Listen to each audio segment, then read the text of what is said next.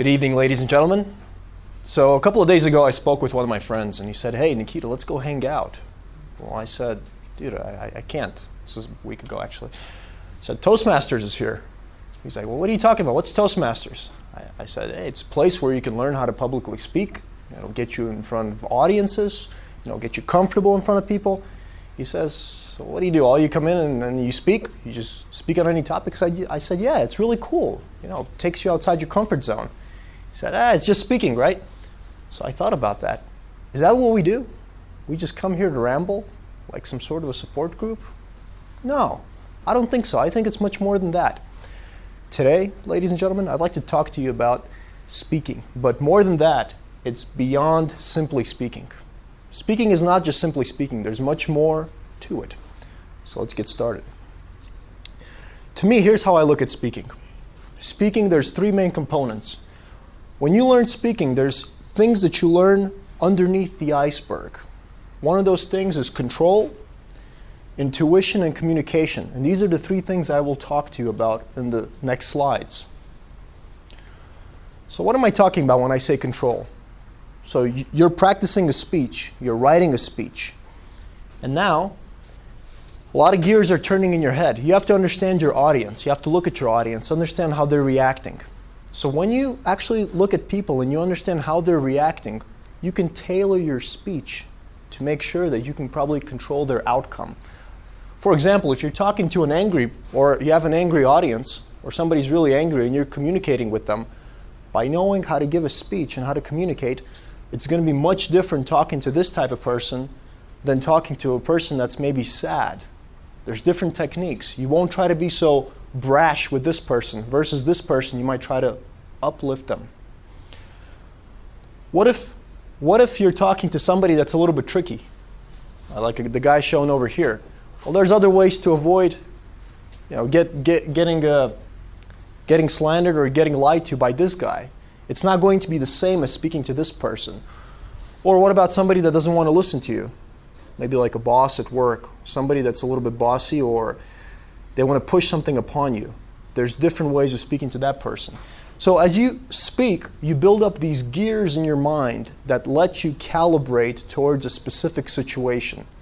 Once you can do that, not only are you able to control what comes out of your mouth, but in a sense, you're able to reciprocate and control others.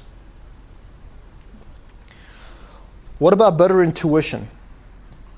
When you're speaking, and when you're looking at the audience as well, you also have to look at their body language. Or other people. What if they're standing? What if the people aren't even sitting? They're standing and they're like this, right? You have to look at their body language. So it builds you an intuition, not only just for the audience, but for people in general. For example, in a relationship, right? Some guy's talking to this lady. Maybe he's not realizing, but this lady has given up by now. You'll be able to realize that. Or another situation in relationships. Well, maybe you're talking to some kind of a significant other, but you don't realize the signs that they like you or they don't like you. Because of speaking, you might actually recognize things like that. What if you're walking down the street and you see guys like this? You probably know you should probably cross the street and walk the other way, maybe.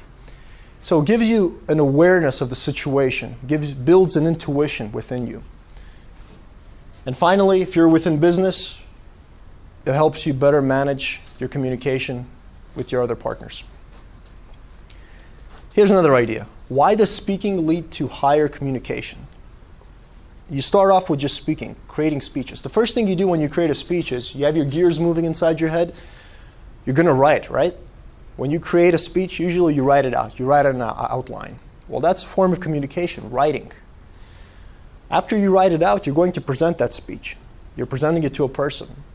So now you have two forms of communication. Not only have you spoken it, but you've actually written it.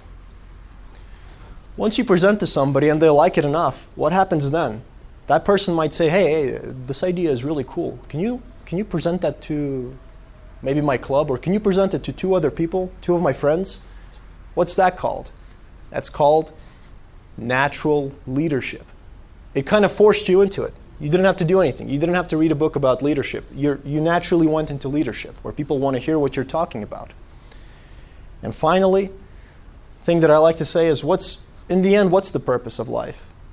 I don't know, but one thing that I do know is that happiness, when you do something for humanity, for some reason it makes you happy. When you help 2 or 3 people or 5 or 10 people, afterwards you feel happy. That's why people like to help each other. When you go through this process and you help some people, it leads you to this final place. You might have found a purpose. And when you mix that purpose, you find your gift and you share your gift, it gives you the happiness. And ultimately, that's why we're alive, to experience some happiness. So walk before you can run. Speaking is a foundation. I look at it as a pyramid, okay? First, you build up your speaking foundation. Once you do that, then you have these gears in your head. They give you an emotional knowledge, but also a knowledge of how the bodies work. You can kind of tell where the person is coming from, so you can calibrate in your conversation and communication. And finally, from there, you can contribute to humanity, because now you're able to communicate with a whole broad spectrum of people. Here's an example. So sometimes we think of ourselves, we say, oh man, speaking can be tough. I'm just starting out. I suck at this. I'm slow. I fidget. Take a look at some great examples. For example, Demosthenes. This is an example from history right here. Ancient Greek. Go back 300 years before Christ. A long time ago. Before Toastmasters, for sure. This guy was known as the greatest orator in ancient Greece. 300 BC. This guy had a speech impediment. He couldn't breathe very well, so when he was saying words, it was like this, and then people couldn't understand his speech at all because of that. He overcame it with self-designed exercises. Now there's this little myth, maybe it's not a myth, maybe it's real life, but nobody knows. They say that he put rocks in his mouth, and he spoke with the rocks until he could pronounce really well. If you could speak with rocks in your mouth, you can speak fabulously without rocks. Anyways, what happened to him was he became a powerful speechwriter, known as the greatest orator, but he didn't have to lose his individuality. It's not like he copied somebody. He took elements and made them his own. That's what I liked about him. He did something that we see a lot today, but it was known as something that was vulgar back then.